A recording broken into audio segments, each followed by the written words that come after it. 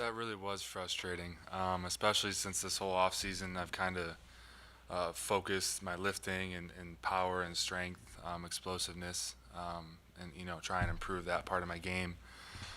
So it was difficult when I found out that I would be out for a little bit, may miss the first two games, but when that happens, you just gotta put your head down, work as hard as you can, and then help the guys around you that are going to be in that position when it comes game time. How did that happen? Over time, it was a stress thing. Yeah, it was a stress thing, just from summer workouts and whatnot, and kind of just caught up to me at a bad time. Well, really, it was a good time because it was right before the season, but yeah, it just caught up to me. Physically, are you where you need to be? Are you shape-wise and everything? You think you're there? Yeah, the starting getting back into practice and stuff was a little difficult, just conditioning wise, and just getting your football legs underneath you again, because that is a real thing. But once I had a few practices under my belt, I kind of got back in the rhythm and in the flow of things, and now I'm good, I'm ready to go. Neil mentioned, he said, a little bit with getting your football legs back. I mean, we hear a lot of people say it.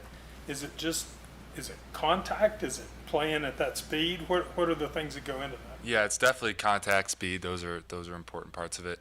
But just being out there, where to look, little stuff on plays, those little things. I mean, it's a game of inches.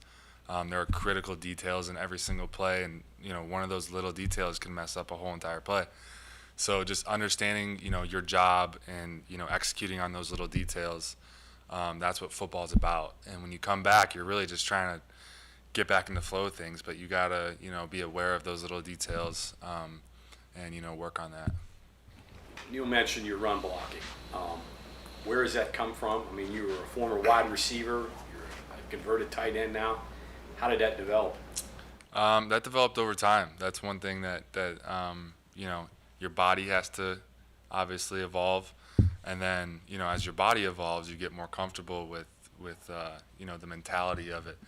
One thing I thought I always had was the mentality, because even in high school when I was a receiver, it didn't matter. When I was blocking, I wanted to put him on his back too, so it didn't matter really.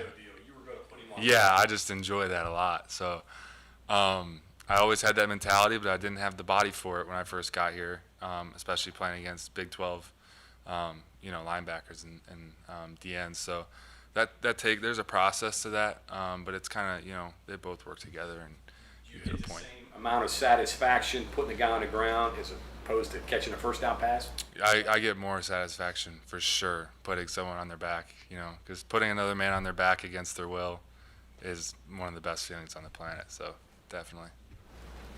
What do you think when you see Gronkowski? Gronkowski play? There aren't many. Yeah, Kittle, Kelsey, Gronkowski. When I look at those guys, everybody sees touchdowns and all that other stuff. They have a great block. But I just see like guys that love to play football, which is like that's the key to success in this game. Is like if you love to play it, you're gonna do well. You're gonna put yourself in positions to do well. So watching them, their energy on the field. I saw a clip of Kittle putting someone on their back in the end zone, and he's laughing. Right after the play. And that's just like pure joy and excitement of playing the game, and that's something that I want to emulate within my game, because it is a game and it should be treated as a game, and it's fun. You go home in the summer, do people recognize you? What are you, 50 pounds heavier than when you left Chicago? Yeah, when I was first, changing, I guess you could say, or transforming into the tight end body, when I went home, people didn't really recognize me, especially because I had a baby face and now I have a beard. So now it's really the body and the face, so people really don't understand. But yeah, there's a little bit of that, which is cool and funny. But yeah. Think of someone who's a tight end and physical as probably being nasty, but you don't seem like you're nasty. I mean. No, it's a mindset. Different people there? Yeah, definitely two different people. On the field you got to be a little nasty and crazy, but off the field you can be whoever you want. That's a day-to-day choice. And I just like to enjoy life and I'm usually an optimistic person. But when I have a job to do, especially when I'm on the gridiron, I'm going to do everything I can to get it done. So you were on the sidelines at Maryland. Yeah, I know you were LIU too, but Maryland's probably was tougher when things maybe go poorly. How difficult is that mentally to have to sit and watch?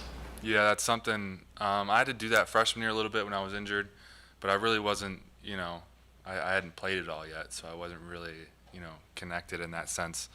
But watching, the Maryland game and, just knowing there's nothing you can really do, you're on the sideline and in your regular clothes that's difficult. But, I've in the first half of that, I kind of struggled. I'm like, I had anxiety about it. Like, I wish I could go out there and play, But then it kind of, there was a switch that went off in my mind. I'm like, well, I just got to focus on, the guys who were in the game, just aid them as much as I can, whether that's running over and grabbing them Gatorade because it's too hot out, or getting them a towel, or telling them, if you see this, you might be thinking this or doing this, just trying to help them out in any way I can, because, if you do that, at least you're benefiting your team, in the position that you're in. What is the relationship with you and TJ? You guys came in together, and now you've been battling out for 4 years now. Yeah, we have a great relationship. He's a great friend of mine, great athlete. But yeah, we came in together. We've been competing for the job ever since. But a tight end position, you need multiple tight ends to play a game. It's a very physical position.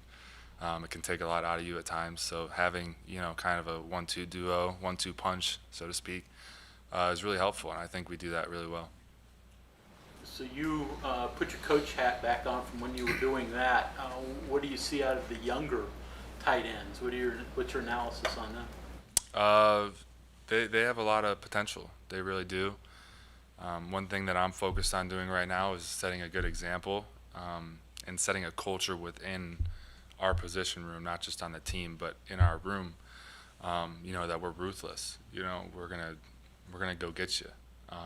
And that's kind of what you need at this position. Trayvon Wesco did it, and I kind of learned from that.